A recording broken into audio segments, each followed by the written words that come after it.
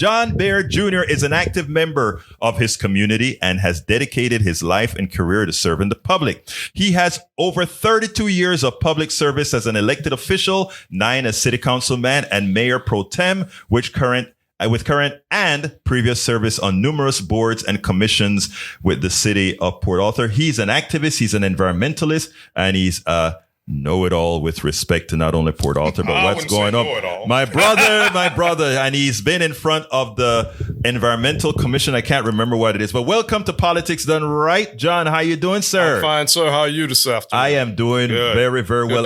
Tell me a little bit about what kind of stuff you're doing environmentally in your community, and it actually extends beyond your community. Well, the key thing that I'm trying to do in the work I'm doing in my community, we need some relief. We have over 12 decades of environmental pollution and contamination from the petrochem industry, and people need relief. It's manifested itself in the fact that we have such high rates of cancer, heart, lung, and kidney disease. Matter of fact, we're told in 2010 we had twice the state and national average for those diseases.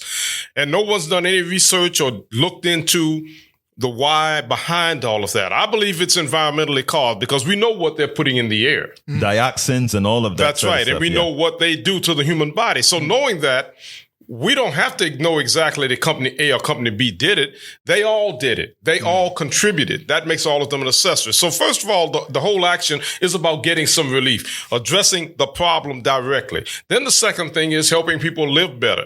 80% of the citizens don't have medical care coverage. Right. That's problematic. So we've got to do something to help them to make their lives better and ease their pain. But what it all boils down to, in BIPOC communities like mine and others on the Gulf Coast and across the country, is environmental racism, pure and simple. Right. And we have to find some way to help them and help ourselves. So large part of my work is to do that. And as you were mentioning earlier, I've served in so many capacities, born and raised on the fence line, right, across the street from the tank farm of what's now the largest refinery in the country. Look out the kitchen window, washing dishes, and can see and you can see the refinery. Steam and the gases coming out of. You can hear it and you can smell it. Right. And so having that exposure, then being an elected official representing my community, and now having worked 38 years in the petrochemical industry for, don't hold it against me, y'all, ExxonMobil Corporation. Everybody has a job. Yeah, right. That's right. It just brought me to know certain things. And I decided toward the end, really while I was still working for them, that all of the promises and all the things they say simply aren't true. They talk about the jobs they bring to communities. We make life better. We contribute things. And they do some of that.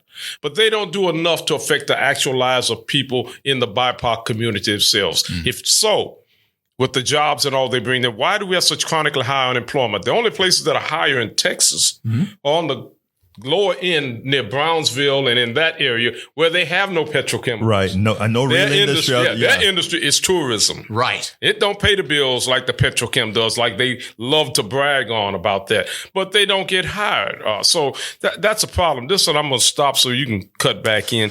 I talked to one of the captains of industry there, about a year or so ago. They had transitioned out of that job and was in another capacity in the city.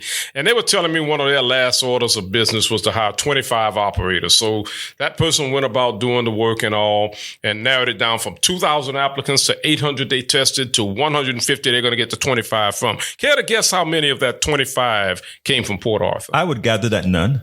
2. Yeah, it doesn't surprise me at all. Now, so if you just extrapolate that out with all the so-called thousands of jobs they produce and create, that doesn't amount to much. Not nearly enough for a city of 55,000 to change its complexion from being a poor city with a median income of only $35,000 a year to one that's far more prosperous, like one of the other bedroom communities where they're averaging 75, 80, and almost $100,000 right next door to your community. In fact, that's where they likely got the hirees from. That's right. So there's something that you mentioned that has always been dear to my heart, and that is healthcare. In the price of gas, these guys try to create that balance between the current price of gas versus how much people would buy. Now, here's the thing. I've always talked about the gasoline externalities, right? You speak about you living in a cancer alley because of these plants that produce gasoline and all these other byproducts. Right. The thing about it is a lot of these companies don't have the affordable healthcare for these people that are there, and they make it seem as if healthcare is something that,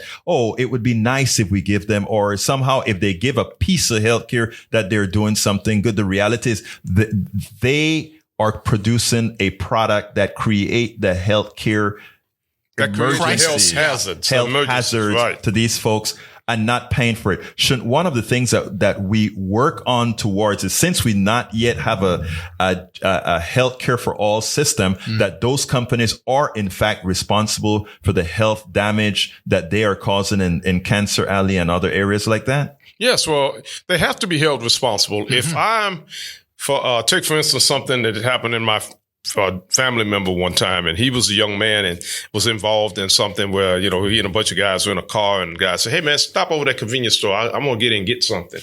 Well, he went and got something, all right. He brought a gun with him, and he robbed the place. And when he did, he jumped back in the car with his guys, hurry up and take off. My cousin didn't have anything to do with it, but right. guess what? Right. He was an accessory. Right. Yeah. He was an accessory to the act. And there are numerous other cases where you may not have pulled the trigger. Right. But you were there and you were part of it and you didn't do anything to stop it. So you are an accessory to a crime or criminal act. And what's happening to these BIPOC communities and others is truly criminal. Yes. What they're doing is poisoning and killing people. We know that. We know it to be true. The question is, why hasn't anything been done? Why haven't we utilized the system that's in place to be able to get restitution, to be able to get relief, to be able to help those communities? Because anywhere else in American jurisprudence, if you damage or harm me, I have the right to redress. Exactly. I have the right to be compensated for what you have done. Yes. And we have all the evidence and the information. Question is, why ain't nobody going after these guys? So tell us a little bit about your organization, how your organization operates, and how people can help get that redress that you're speaking about for your constituency, the people in your area. Well, the key thing we're doing is that we are in a constant effort to put more information out there for people and educate them, because you're in an area that is for so long dependent on this that it's kind of sort of just taken for granted. I remember growing up, because I'm second generation petrochem. My dad worked at Gulf Oil, which is now Valero. I worked at, ExxonMobil. And one of the things that Daddy used to say when we'd pass between what's now the largest refinery in the country, Motiva and Exxon and Valero, on either side of a 4 or 5 lane highway, when you smell that smell. Oh, yeah. You would want to turn up your nose and hold it and all that. Oh, it's horrible. And he'd say, "Son, don't turn up your nose at that. That's the smell of money." And a lot of people still feel that way, because at one time, they did gainfully employ numbers of people. And their ancillary industries, the companies that did business with them, employed Port Arthur people. And the companies that did business with the companies that did business in the plant did business and hired Port Arthur people. But that's no longer the case. Right. So with a lack of those jobs and opportunities and hopelessness that comes with it, and not being able to affect change, to take care of your family properly, to have a nice home, to be able to do the things we all take for granted when you got the income. Well, now, because of that, it's manifested itself in those health issues. And also, once again, we want to get them some relief. The second of all, we have to educate people. And then we have to pursue that justice that we talk about. We have to turn economic or environmental injustice to environmental justice by, number one, alleviating the problem. Number two, helping the people who have been affected and seeking relief for them. And then giving them a platform upon which to build in this energy equity we talk about in the transition, that is going to allow them to not pull themselves up by their bootstraps, because I ain't seen no boots yet. If you pulled on them, you got off the ground. There you go. But what you got to do is create a system set up where they can climb that ladder of success and attain better for themselves and their families. Absolutely. And your group is the Port Arthur Community Action Network. That's right. Very, very good work. Look us up. We're on the web, www.portarthur.com, or Pecan, Port Arthur, P-A-C-A-N, not with the E, because if you say with the E, they think we're nuts. That's a pecan. That's Anyway, a pecan. That's a nut. We're not nuts. We're not nuts, and we got to get out of here. Look, I want to thank you, John Baird, for being here with Politics Done Right. This is important information. You will be on again. Hopefully, we'll get you here at the right time that we can get it all done. I all right, accept Mike, that and take it. There you go, my brother.